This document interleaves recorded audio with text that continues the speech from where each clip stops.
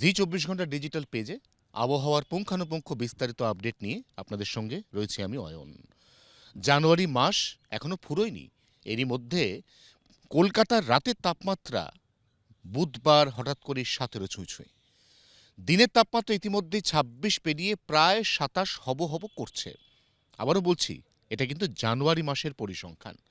অবধারিতভাবেই ফেব্রুয়ারি মাসের দ্বিতীয়ার্ধ থেকে যখন আস্তে আস্তে এই রাতের এবং ভোরের শীতের আমেজটুকুও সম্পূর্ণ গায়েব হয়ে যাবে, তারপরই ধেয়ে আসছে তীব্র গরম, ইঙ্গিত দিচ্ছে নয়াদিল্লির মৌসুম ভবন।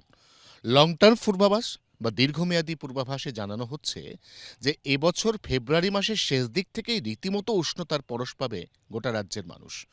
মার্চের মাঝামাঝি সময়ের পর থেকে আসতে চলেছে তীব্র গরম। আবারও ফিরছে উষ্ণ বছর এলনিনোর প্রভাব আমরা 2024-এ হাড়ে হাড়ে টের পেয়েছি। 2024-এর এপ্রিল মাসে এই কলকাতা শহর উপর্যুপরি 3 দিন সরাসরি তাপপ্রবাহের কবলে পড়েছিল, যেখানে দিনের সর্বোচ্চ তাপমাত্রা স্বাভাবিকের থেকে উঠে গেছিল 5 ডিগ্রিরও বেশি। ওই একই ঘটনার পুনরাবৃত্তি 2026-এ আবার ঘটতে চলেছে। অর্থাৎ কোথাও না কোথাও একটু চরম ভাবাপন্ন আবহাওয়ার দিকেই এগোচ্ছে গোটা বাংলা, সাধারণত যা নাতিশীতোষ্ণ জলবায়ু পরিমণ্ডল বলেই এতদিন ধরে পরিচিত ছিল। অনেকটা মরুভূমির মতো। অর্থাৎ গরমকালে অতিরিক্ত গরম, শীতকালে হাড় কাঁপানো ঠান্ডা এবং বর্ষাকালে লাগাম ছাড়া বৃষ্টি। বিগত 3 থেকে 4 বছরে কলকাতার সার্বিক আবহাওয়া যদি একটু মন দিয়ে দেখা যায়, তাহলে এই ধরনের প্রবণতা কলকাতায় বাড়বে। আমরা প্রত্যেকে জানি 2025 সালে মহালয়ার পরের রাতে কি তুমুল বৃষ্টি হয়েছিল কলকাতায়, যে বৃষ্টি সাম্প্রতিককালের সমস্ত রেকর্ড ভেঙে দিয়েছিল।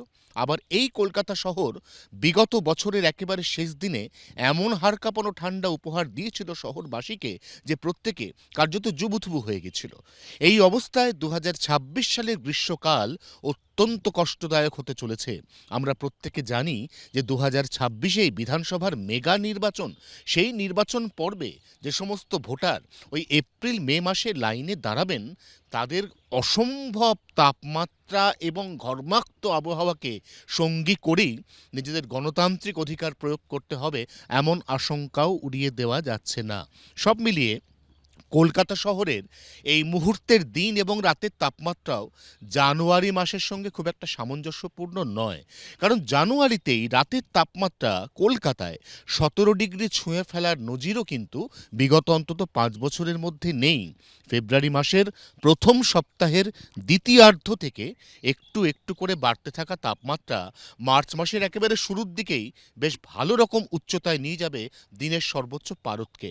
বেশ গরম অনুভূত হবে এবং গোটা মার্চ মাস, এমনকি দোলযাত্রা যা সাধারণত বসন্তকালের পরিবেশেই আমরা উদযাপন করতে অভ্যস্ত, সেদিনও প্রচণ্ড গরম কার্যত তেতে পুড়ে জ্বালিয়ে দেবে গোটা বাংলাকে, এমন আশঙ্কাও উড়িয়ে দেওয়া যাচ্ছে না। অতএব আর যে কদিন, কার্যত হাতে গোনা যে কটা দিন রাতে এবং ভোরে শীতের এই আমেজটা পাওয়া যাচ্ছে, তাড়িয়ে তাড়িয়ে উপভোগ করুন, কারণ এরপর আসছে গরমের কঠিন সময়। জি 24 ঘন্টার জন্য ক্যামেরা জয়ন্তর সঙ্গে অয়ন, কলকাতা।